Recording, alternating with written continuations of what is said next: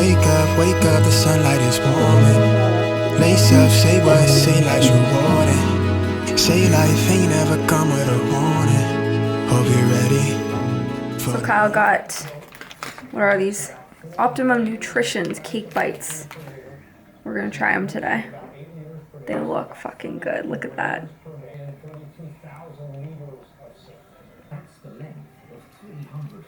That's the best birthday cake I've ever had. Oh, that texture. Oh, and for the win. Holy shit. Okay. So for three, because there's 3 of them in a package, 7 grams of fat, 25 carbs, and 20 protein.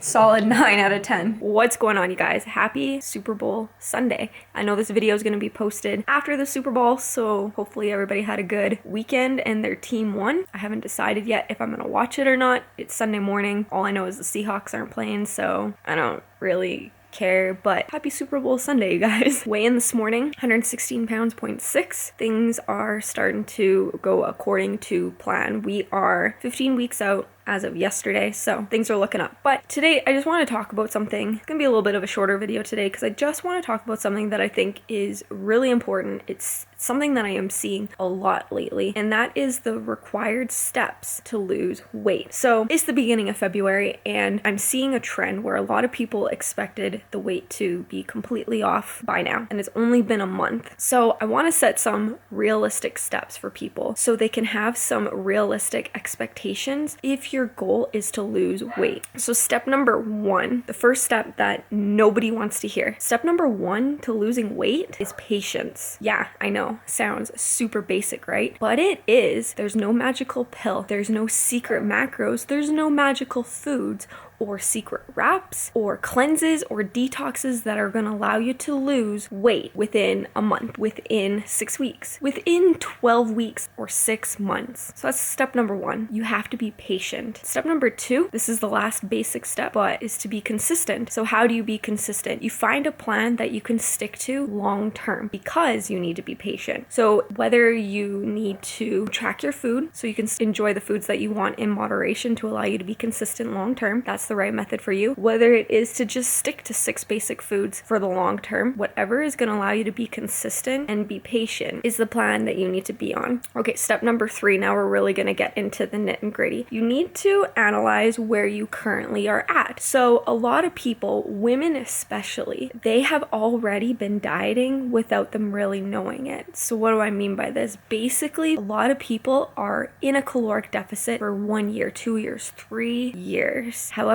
long you've been trying to lose weight. So you need to analyze where you are. So if you have been in a caloric deficit for long term, your next step is not to continue trying to lose weight. You need to actually repair your metabolism before you can activate a successful fat loss stage. So analyze where you are. Say you are at your maintenance calories right now. Okay, well, you need to determine what you're at. So this is why tracking is so important. You need to know where you're at. Are you in a caloric surplus? Are you at your caloric maintenance? Or are you in a caloric deficit? So if you're in a caloric surplus, this is the ideal place that you want to be before you activate a fat loss stage. If you're at your maintenance, you either want to try to build up your metabolic capacity even more or be at maintenance. Like, how long have you been at maintenance? You want to try to be there for a good amount of time, the longer the better, in order for your metabolism to be at a healthy rate. And lastly, if you're in a caloric deficit, I'm sorry, it's going to, depending on how long you've been in a caloric deficit, it's going to take even longer because you have to actually reverse diet or implement a recovery diet where you have incorporated foods back into your diet to speed up your metabolism before you can activate a fat loss stage. So let's get into it a little bit deeper from the caloric deficit example, because I know that this is definitely the majority of people, and people don't understand this. I see this a lot with our clients. I see it a lot with just people inquiring with us. They want to lose weight, and typically we ask, hey, well, what have you been doing prior to coming to inquire with us for coaching to lose weight? Well, I've already been doing it myself, and I've been dieting for about 3 years now and eating 1,300 calories, but I want to lose weight for a wedding I have in 3 months. Realistically, this is not going to happen. If you are eating 1,300 calories for the last 2 or 3 years, even 6 months or 1 year, you're not in a place to continue to lose weight. You don't want to be in a caloric deficit for a long period of time. So if this sounds like you, what's your next step? Well, you actually have to start eating more. It's as simple as that. Typically, people undereat for a long period of time as an attempt to lose weight. And yes, you're pretty successful at first, but over time, the fat loss starts to slow down and eventually you plateau. So if this is you gotta realize that your body is telling you something. It's trying to communicate with you, and it is saying, I am done with losing weight. So if this sounds like you need to listen to your body if you want to continue, if you want to be successful with losing the last little bit of weight that you want to lose. So before you can continue losing weight, if you're at this stage, your metabolic rate needs to be restored, as well as your hormones, before you can continue the active fat loss stage. You can't just be in a caloric deficit forever or until you reach your goals. Your body will fight you. Your body's smarter than you, and it just simply won't allow it. So how do we restore your hormones and metabolic rate if you're at this point in your journey? It's simple. It really is. You just simply got to start eating more foods consistently over time. This is also known as a reverse diet. You may gain a little bit more fat, but putting on fat is not a bad thing. This is what's going to allow your metabolism to restore and your hormones to rebalance so that you can enter a fat loss stage in the future. So a lot of people don't like this. They don't like hearing that they have to eat more food in order to lose weight eventually. But this is a step that you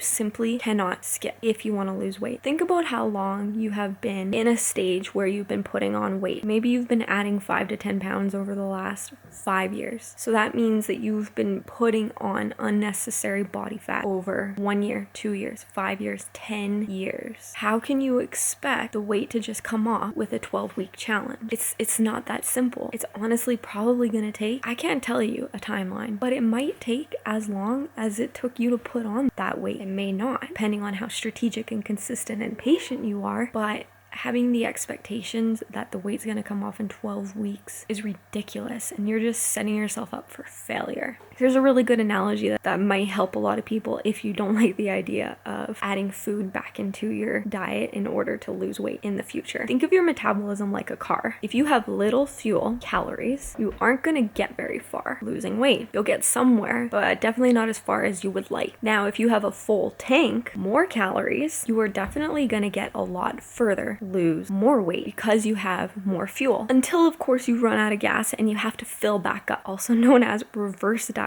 Once you fill back up, you can keep going. So if you have been in a caloric deficit for 3 years, this means your car is out of fuel and it's time to fill back up. To fill back up, you have to eat more food. Once you have filled back up, then you can start going again. And eventually, you are going to run out of gas again, where you have to implement another reverse diet until you run out again, and then you have to fill up again. So if you have 50 pounds to lose and you have 1,300 calories, you're not going to get very far. You're going to maybe lose 5 to 10 pounds, and that's probably water weight. So it's time to fill back up your tank, and then you can keep going. So this is why patience is so important. So a lot of people ask me, because people aren't practicing patience, but if you find that you have been reverse dieting and you're being impatient and you're ready to start activating the fat loss stage, just remember, the longer you take, the more successful you're gonna be. But I honestly recommend for a reverse diet, you wanna implement it for at least half of the time that you were dieting for. So say you were dieting for 6 months, you want your reverse diet to be at least 3 months before you can start dieting again. And that is the bare minimum. Even for myself, I would implement it for at least 5 months and then start dieting back down again. Now people will ask, well, how long should you be dieting for? Anything that is long term or where your calories are getting dangerously low, it's time to stop dieting. So the more and more your body is fighting you, that's time for you to listen to your body and implement a reverse diet. Everybody's different. Some people's bodies can handle losing weight better than other people's. That's why there's no specific time frame in place. You really got to listen to your body and do what it is telling you. All right. So that's my advice in order for you to lose weight. Like, there's no secret here. It's just about being consistent, patient. That's it. And being smart as well. All right. So I hope that this was helpful, you guys. Let me know if you guys have any questions. I would love to be able to clarify anything for you guys and help you get a better understanding